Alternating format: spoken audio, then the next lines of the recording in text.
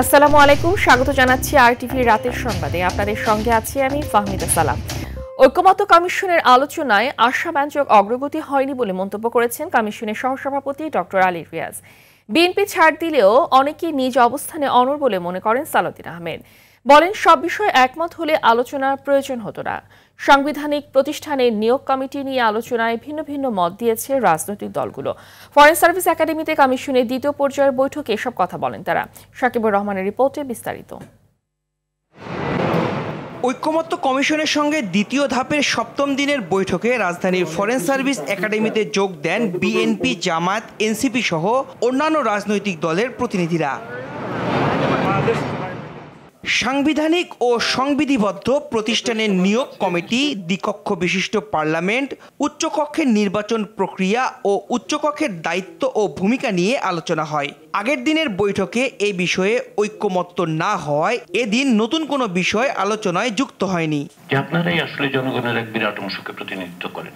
সাংবিধানিক ও সংবিধিবদ্ধ প্রতিষ্ঠান নিয়োগ কমিটি, দ্বিকক্ষ বিশিষ্ট পার্লামেন্ট নিয়ে ভিন্ন মত দেয় রাজনৈতিক দলের নেতারা। স্মুথনেস সাথে গভর্নমেন্টের সাথে, নিরপেক্ষর সাথে সকল স্টেক হোল্ডাররা এটা মেনে নেবেন, কারণ না হলে আবার আমরা স্বৈরাচারের দিকে যেতে পারি। ফ্যাসিবাদী শাসন কাঠামো বাংলাদেশে প্রতিষ্ঠিত হতে না পারে, সে কারণে মৌলিক সংস্কারের প্রশ্নে তারা যেন একাত্ম হন, এই আহ্বান আমরা রাখতে চাই। জুলাই সনদের জন্য সবচেয়ে বেশি আন্তরিক ছিল বিএনপি।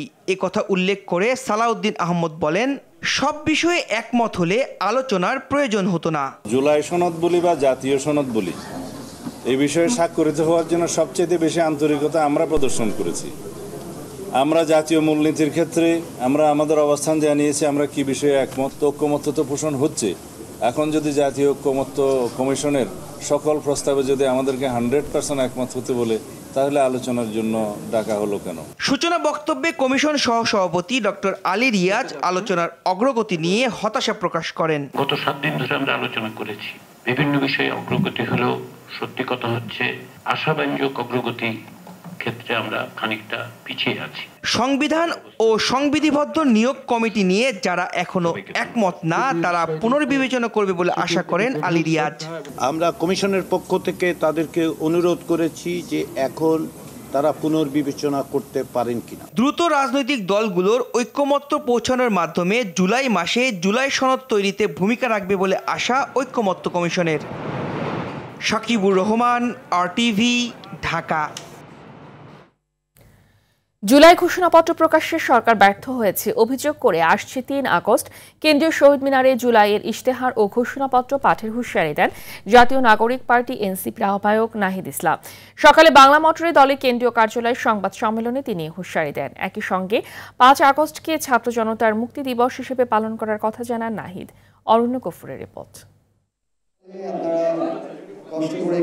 জুলাই বিপ্লবের 1 বছর পূর্তি উপলক্ষে মাসব্যাপী কর্মসূচি জানাতে কেন্দ্রীয় কার্যালয় সংবাদ সম্মেলনের আয়োজন করে জাতীয় নাগরিক পার্টি। শহীদ আবু সাইদের কবর জিয়ারতের মধ্য দিয়ে আন্দোলনের সূচনার দিন 1 জুলাই থেকে কর্মসূচি শুরু বলে জানান এনসিপির আহ্বায়ক। 1 জুলাই থেকে 30 জুলাই দেশ গড়তে জুলাই পদযাত্রা, এর মধ্যে 16 জুলাই বৈষম্যবিরোধী শহীদ দিবস পালিত হবে। 3রা আগস্ট শহীদ মিনারে ছাত্র জনতার জুলাই ঘোষণাপত্র ও ইশতেহার পাঠ। 5 আগস্ট ছাত্র জনতার মুক্তি দিবস উদযাপন। 16 জুলাই দেশবাসীকে বৈষম্য বিরোধী শহীদ দিবস পালনের আহ্বান তার। শহীদ আবু সাইদ তার শহীদ হওয়ার মধ্য দিয়েই আমাদের যে জুলাই গণ অভ্যুত্থান, শহীদের যে মিছিল, সেই মিছিলটি আসলে শুরু হয়েছে। ফলে সেই দিনকে আমরা বৈষম্য বিরোধী শহীদ দিবস হিসেবে পালন করব। সরকারের ব্যর্থতা যাতে জুলাই হারিয়ে না যায়, সেজন্য শেখ হাসিনার পদত্যাগে 1 দফা ঘোষণার 3রা আগস্টে নিজেই জুলাই বিপ্লবের ঘোষণাপত্র দেবেন নাহিদ ইসলাম। সরকারের প্রতিশ্রুতি দেয়, সেই প্রতিশ্রুতি সরকার রক্ষা করতে পারেনি। সারা বাংলাদেশের মানুষের আকাঙ্ক্ষা, তাদের প্রত্যাশা শুনে তাদেরকে সাথে নিয়ে আমরা 3রা আগস্ট শহীদ মিনারে ছাত্র জনতার জুলাই ঘোষণাপত্র এবং ইশতেহার পাঠ করব। 8 আগস্ট নতুন বাংলাদেশ দিবস পালনের সিদ্ধান্ত থেকে সরকারকে সরে আসার আহ্বানও জানায় এনসিপি। সরকারের উচিত সেটা পুনর্বিবেচনা করা। অরণ্য গফুর, আরটিভি, ঢাকা। আনুপাতিক পদ্ধতির নামে নির্বাচন পেছাতে মাঠে নেমেছে একটি পক্ষ, এমন অভিযোগ করেছেন বিএনপির স্থায়ী কমিটির সদস্য মির্জা আব্বাস। নির্বাচন বাধাগ্রস্ত না করে দেশের স্বার্থে সবাইকে আবারও ঐক্যবদ্ধ হওয়ার আহ্বান জানান তিনি। দলটির সিনিয়র যুগ্ম মহাসচিব রুহুল কবির রিজভী বলেছেন, ফ্যাসিবাদের দোসররা অপকর্ম ঘটিয়ে বিএনপির উপর দায় চাপানোর চেষ্টায় লিপ্ত। কুমিল্লার তার প্রমাণ বলে মনে করেন তিনি। বিস্তারিত জানাচ্ছেন মাদুর রহমান রুবেল। রাজধানীর কাকরাইলে রমনা থানা বিএনপির নতুন সদস্য সংগ্রহ ও নবায়ন কার্যক্রমে অংশ নিয়ে বিএনপির স্থায়ী কমিটির সদস্য মির্জা আব্বাস বলেন, বিতাড়িত আওয়ামী লীগের দোসরদের ঠাঁই নেই বিএনপিতে। বলেন, প্রয়োজনে দলের নতুন সদস্য নেওয়া হবে না, তারপরও খারাপ মানুষদের নেওয়া যাবে না দলে। অন্য দলের লোক চাঁদাবাজি করে বিএনপির উপর দায় চাপাচ্ছে বলেও অভিযোগ করেন। কোথাও চাঁদাবাজি হলে প্রতিরোধ করতে নেতাকর্মীদের নির্দেশ দেন তিনি। পিআর সিস্টেম বা স্থানীয় নির্বাচনের নামে জনগণকে বিভ্রান্ত না করার আহ্বান জানান আব্বাস। আপনারা এই সমস্ত কথাবার্তা বলে দেশবাসীকে বিভ্রান্ত করবেন না। পিআর সিস্টেম না হলে নির্বাচন হতে দেওয়া হবে না, স্থানীয় সরকার আগে না হলে নির্বাচন দেওয়া হবে না, বিচার না হলে আগে নির্বাচন হতে দেওয়া হবে না। আরে ভাই, আপনাদের শুধু না বলার জন্য বলা হয়েছে নাকি? আর আমরা বিএনপি যদি বলি হবে হবে এবং হবে, হতেই হবে।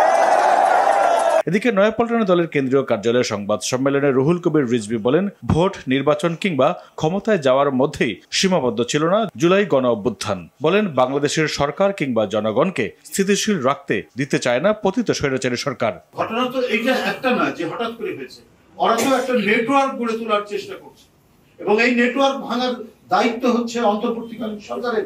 প্রশাসনের মধ্যে নানা জায়গায় দোষররা আছে, আপনার দোষরদেরকে গ্রেফতার করুন, আইনের আওতায় নিয়ে আসুন, নিয়ে এসে তাদের বিচার করুন।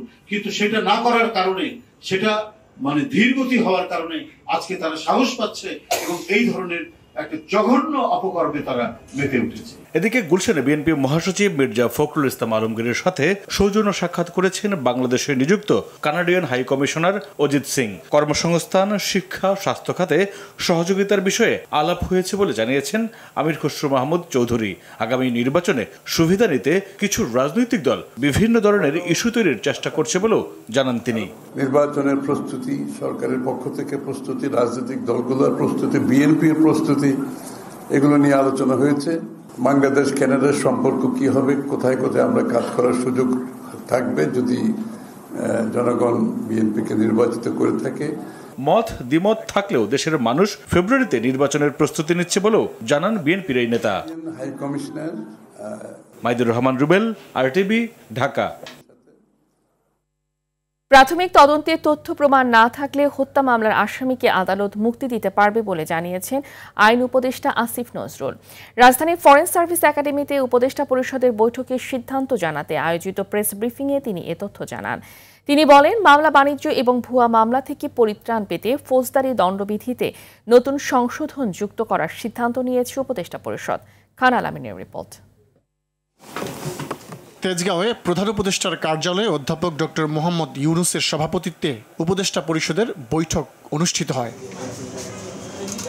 ফরেন সার্ভিস একাডেমিতে বৈঠকের বিস্তারিত তুলে ধরেন আইন উপদেষ্টা অধ্যাপক ডক্টর আসিফ নজরুল। বলেন, প্রাথমিক তদন্তে হত্যা মামলার কোনো আসামির বিরুদ্ধে প্রমাণ না মিললে আদালত সেই আসামিকে অব্যাহতি দিতে পারবেন। পরবর্তীতে প্রমাণ পাওয়া গেলে পুনরায় তাকে অভিযুক্ত করা যাবে। ম্যাজিস্ট্রেটের কাছে যদি মনে হয় যে এই মামলার মধ্যে 100 জন লোককে আসামি করা হয়েছে, তার মধ্যে 90 জনের ব্যাপারে কোনো অভিযোগই আসলে নাই, কোনো 90 জনের বিষয়ে কোনো সাক্ষী নাই, কোনো এভিডেন্স নাই, কোনো ইনসাফিসিয়েন্ট এভিডেন্স, যা এভিডেন্স আছে সেটা ধর্তব্যের মধ্যে না, তাহলে উনি সাথে সাথে প্রি ট্রায়াল স্টেজেই ওই মামলা থেকে ওই আসামিদেরকে, যাদের বিষয় বা যাদের বিরুদ্ধে কোনো সাবস্ট্যান্টিভ বা সাফিসিয়েন্ট এভিডেন্স নাই, তাদেরকে ওই মামলা থেকে মুক্ত করে দিতে পারবেন। ঢাকায় 3 বছরের জন্য মানবাধিকার কার্যালয় হবে জানিয়ে আসিফ নজরুল আরও বলেন, উপদেষ্টা পরিষদের বৈঠকে এ বিষয়ে সমঝোতা স্মারক অনুমোদন হয়েছে। আশা করি আমরা দ্রুততম সময়ের মধ্যে এমওইউটা সাইন করতে পারবো এবং এটার ভিত্তিতে বাংলাদেশে জাতিসংঘের মানবাধিকার বিষয়ক একটা অফিস হবে। এটা অফিসটা হবে প্রাথমিকভাবে 3 বছরের জন্য। এই 3 বছরের মধ্যে দ্বিতীয় বছরে যদি দুই পক্ষ মনে করে রিনিউ হওয়া দরকার, তাহলে সেটা বিবেচনা করে দেখতে পারবে। এছাড়া উপদেষ্টা পরিষদ প্রতি বছর 16 জুলাই জুলাই শহীদ দিবস এবং 5 আগস্ট জুলাই গণ অভ্যুত্থান দিবস উদযাপনের সিদ্ধান্ত নিয়েছে। সমালোচনার মুখে 8 আগস্ট নতুন বাংলাদেশ দিবস উদযাপনের সিদ্ধান্ত থেকে সরে এসেছে সরকার। খান আলামিন, আরটিভি, ঢাকা। কুমিল্লায় হিন্দু নারীকে ধর্ষণের ঘটনা এবার মোড় নিল ভিন্ন খাতে। স্থানীয়রা বলছেন এটি ধর্ষণ নয়, পরকীয়া। তবে ভুক্তভোগী ওই নারী বলছেন এসবের কোনোটিই নয়। অভিযুক্ত ফজর আলীর সঙ্গে তার শুধু আর্থিক লেনদেনের সম্পর্ক। পুলিশ এরই মধ্যে ফজর আলী সহ 5 জনকে গ্রেফতারও করেছে। কুমিল্লা প্রতিনিধি আবুল খায়েরের পাঠানো তথ্যচিত্রে বিস্তারিত জানাচ্ছেন আব্দুল হামিদ। গত বৃহস্পতিবার রাতে কুমিল্লার মুরাদনগরের বহেরচর গ্রামে এক প্রবাসীর স্ত্রীকে ধর্ষণের অভিযোগে ফজর আলী নামে এক ব্যক্তিকে আটক করে গণপিটুনি দেওয়া হয়। পরে সে পালিয়ে যায়। এর আগে কিছু ব্যক্তি ঘটনার ভিডিও ধারণ করে, যা সামাজিক যোগাযোগ মাধ্যমে ছড়িয়ে দেওয়া হয়। বিবস্ত্র ওই হিন্দু নারীর ভিডিও ছড়িয়ে পড়ার পর তা নিয়ে সব জায়গায় সমালোচনা শুরু হয়। অভিযুক্ত ফজর আলীকে ঢাকার সায়দাবাদ থেকে গ্রেফতার করে পুলিশ। উপজেলার বিভিন্ন এলাকা থেকে এ ঘটনার সঙ্গে জড়িত বহেরচর গ্রামের সুমন, রমজান, আরিফ ও অনিককেও গ্রেফতার করা হয়। তবে ঘটনার মোড় ঘুরিয়ে দেয় ভুক্তভোগী নারী নিজেই।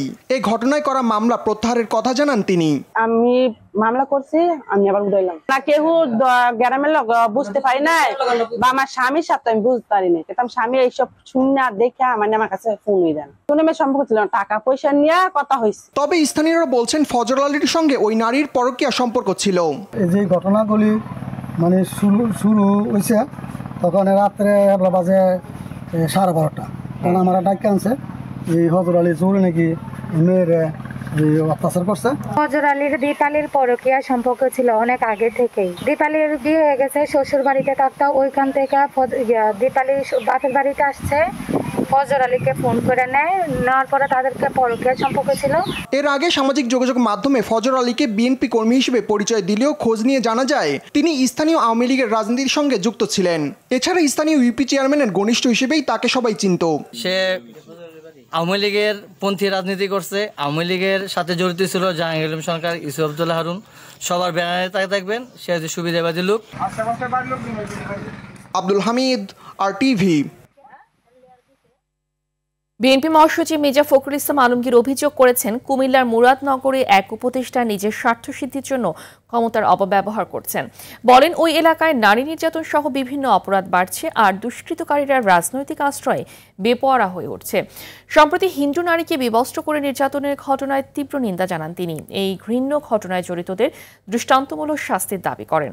অভিযোগ করেন সংখ্যালঘুদের উপর নির্যাতনের দায় অন্যের ঘাড়ে চাপিয়ে রাজনৈতিক ফায়দা লুটতে চাচ্ছে একটি মহল।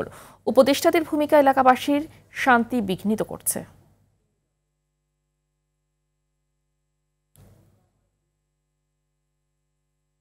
কুমিল্লার মুরাদনগরে প্রবাসীর স্ত্রীকে ধর্ষণের ঘটনায় আওয়ামী লীগ নেতাকে বিএনপির বলে অপপ্রচারের প্রতিবাদে সংবাদ সম্মেলন করেছে মুরাদনগর উপজেলা বিএনপি। বিএনপি নেতারা দাবি করেন অভিযুক্ত ফজর আলী মুরাদনগর উপজেলার রামচন্দ্রপুর ইউনিয়নের চেয়ারম্যান আওয়ামী লীগ নেতা গোলাম কিবরিয়ার বডিগার্ড হিসেবে কাজ করত। লিখিত বক্তব্য পাঠ করে এসব তথ্য তুলে ধরেন মুরাদনগর উপজেলা বিএনপির যুগ্ম আহ্বায়ক কামাল উদ্দিন ভূঁইয়া। কারাগারে বেশ আরাম আয়েশের সময় কাটাচ্ছে জুলাই আগস্টের মামলায় বন্দীরা। ভালো খাবার আছে, আরামদায়ক থাকার ব্যবস্থা রয়েছে, কাজের লোকও। তবে এসব অভিযোগ অস্বীকার করেছে কারা মহাপরিদর্শক। তিনি বলেন ডিভিশনের বাইরে অতিরিক্ত কোনো সুযোগ সুবিধা পাচ্ছে না ভিআইপিরা। এদিকে জুলাই আন্দোলনের সময় কারাগার থেকে পালানো 700-ও বেশি আসামিকে আটক করতে পারেনি পুলিশ।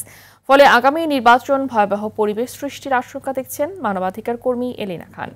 কারাগার নিয়ে দীপন দিয়ানের ধারাবাহিক প্রতিবেদনের দ্বিতীয় পর্ব দেখুন। ফ্যাসিস্ট শেখ হাসিনার পালিয়ে যাওয়ার পর দেশে থাকা তার দোসরদের বিরুদ্ধে একের পর এক মামলা হতে থাকে। হত্যা, অর্থ আত্মসাৎ, পাচার সহ বিভিন্ন মামলায় দেশের বিভিন্ন কারাগারে ভিআইপি বন্দী রয়েছেন মোট 153 জন। মানবাধিকার কর্মী এলিনা খান অভিযোগ করে বলেন, ভিআইপি বন্দীরা টাকার বিনিময়ে নিচ্ছেন বাড়তি সুবিধা। কারাগারের বন্দীদের জন্য রান্না করা খাবার খান না, সেবার জন্য মিলছে অতিরিক্ত কাজের লোক। তবে এসব অভিযোগের সাথে একমত নন কারা মহাপরিদর্শক। জেলখানায় কিন্তু প্রচুর পরিমাণ টাকার লেনদেন হয়, বাইরে থেকে খাবার। এই যে এখন রাজনীতিবিদরা যারা আছেন তারা কিন্তু কেউ এখানকার খাওয়া খাচ্ছে না, সব বাড়ির খাবার খাচ্ছে বা হোটেল বড় বড় রেস্টুরেন্টের খাবার খাচ্ছে, এগুলা খাচ্ছে, এবং তারা কিন্তু এদের মাধ্যমেই খাচ্ছে। বিলাসী জীবনযাপন এখানে আসলে ওই সুযোগটা নেই প্রবাবলি বর্তমান সময়ে। আমি আপনাদেরকে একটু বলতে পারি যে তাদের জন্য যে ডিভিশন প্রাপ্ত যদি উনি হন, ওই ডিভিশনের যে প্রাপ্যতা আছে ওই অনুসারে ওনারা খাবার দাবার থেকে শুরু অন্যান্য সুযোগ সুবিধা পান। কারাগারে যে নিয়মকানুন আছে সেটা যদি ফলো না করেন তাদেরকে আমরা শাস্তির আওতায়ও আনছি এবং এই ক্ষেত্রে বেশ কয়েকজনকে আমাদের যেমন ডিভিশন ক্যান্সেল করেছি আমরা। এদিকে ছাত্র জনতার আন্দোলনের সময় কারাগার থেকে পালানো সন্ত্রাসী জঙ্গি সহ 700-র বেশি অপরাধীর হদিস মেলেনি এখনো। তাদের চিহ্নিত করে আইনের আওতায় আনতে বন্দির ছবি সহ নাম ও ঠিকানা সবকটি বিমানবন্দর ও সীমান্ত এলাকায় পাঠানো হয়েছে। যারা আসলে সন্ত্রাসীরা বের হয়ে গেছে, সামনে ইলেকশন যদি আসে সেই ইলেকশনে কিন্তু এরাই মানে ভয়াবহ আকার ধারণ করবে। সুতরাং এদেরকে যদি এখনই না অ্যারেস্ট করে, ইচ্ছাটা হচ্ছে আসল কথা, ইচ্ছাটা স্বরাষ্ট্র মন্ত্রণালয় কঠোরভাবে এটার ব্যবস্থা গ্রহণ করা উচিত। শুরু দিকে কিছু আমরা তাদেরকে গ্রেপ্তার করতে সক্ষম হয়েছে, পুলিশ কিন্তু বেশ কিছু গ্রেপ্তার করেছিল, বাট বর্তমানে তাদেরকে আর ওই পাওয়া যাচ্ছে না। তাদেরকে বেশ অভিযান চলছে, এটা না যে অভিযান থামিয়ে গেছে তা না, তাদের নোন পজিশন অথবা ইয়াদের সংস্থাগুলো অভিযান চালাচ্ছে, বাট তাদেরকে এই পর্যন্ত গ্রেপ্তার করতে সক্ষম হয়নি। পালিয়ে যাওয়া এসব আসামিদের ধরতে বিভিন্ন বাহিনীর সমন্বয়ে অভিযান চলছে বলেও জানান কারা মহাপরিদর্শক। প্রতিনিয়ত প্রচেষ্টা অব্যাহত রয়েছে। দীপন দাওয়ান, RTV, ঢাকা।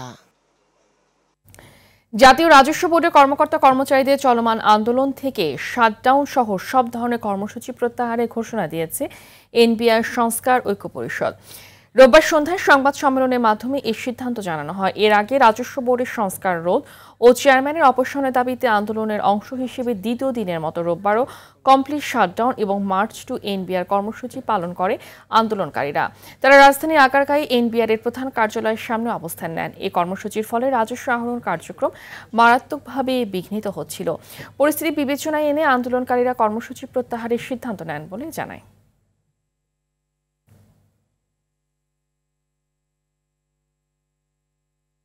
এদিকে এনবিআর সংস্কার পর্যালোচনায় জ্বালানি উপদেষ্টা ফজলুল কবির খানকে প্রধান করে 5 সদস্যের উপদেষ্টা কমিটি গঠন করা হয়েছে। রোববার বিকেলে মন্ত্রিপরিষদ বিভাগ থেকে এ সংক্রান্ত একটি বিজ্ঞপ্তি প্রকাশ করা হয়। এদিকে এনবিআর কর্মকর্তাদের আন্দোলনের সার্বিক আমদানি রপ্তানি কার্যক্রমের স্থবিরতার কারণে অর্থ উপদেষ্টা ডক্টর সালাউদ্দিনের সঙ্গে সচিবালয় বৈঠক করছেন দেশের শীর্ষ ব্যবসায়ী নেতারা। বৈঠক শেষে অর্থ উপদেষ্টা বলেন, এনবিআর কিভাবে সংস্কার করা যায় সে বিষয়ে কমিটি আলাপ আলোচনা করবে।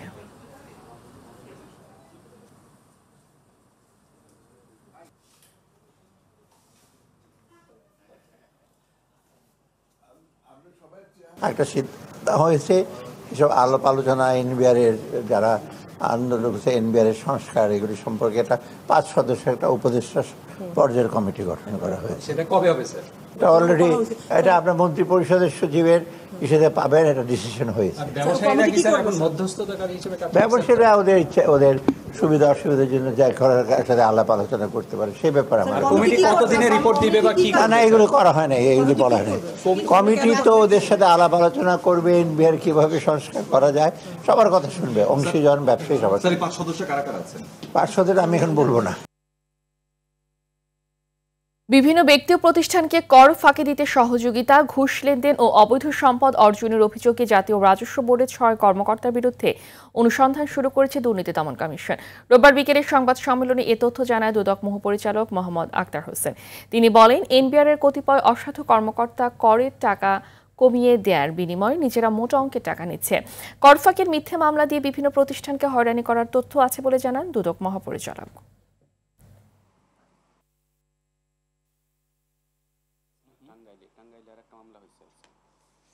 দাত আয় বহির্ভূত সম্পদ অর্জনের প্রেক্ষিতে আমাদের কাছে যে অভিযোগটা এসেছে তার প্রেক্ষিতে এই অনুসন্ধানের সিদ্ধান্ত গৃহীত হয়েছে। এর সাথে ওই যে আন্দোলনের কোনো সম্পর্ক নেই।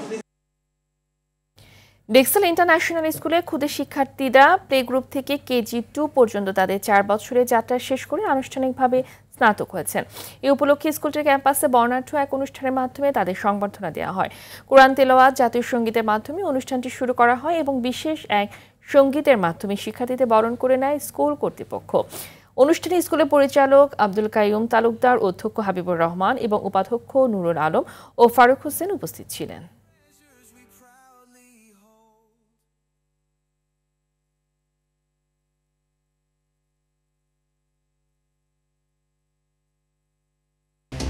রাতের সংবাদ এই পর্যন্তই। মধ্যরাতের সংবাদ রাত 1টায় দেখার আমন্ত্রণ রইল। ধন্যবাদ সবাইকে।